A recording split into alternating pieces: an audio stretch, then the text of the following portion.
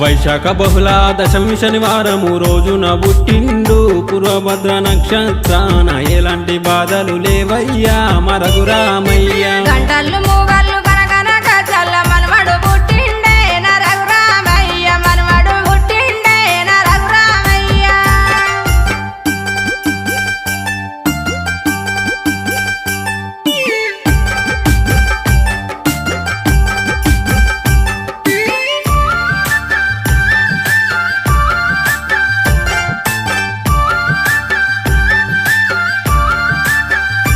ఆహా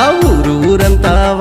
వాడంతా పందిరిలెయ్యాలే నా మోహనలాలి పచ్చని తోరణమవ్వాలే నా మోహనలాలి అంగ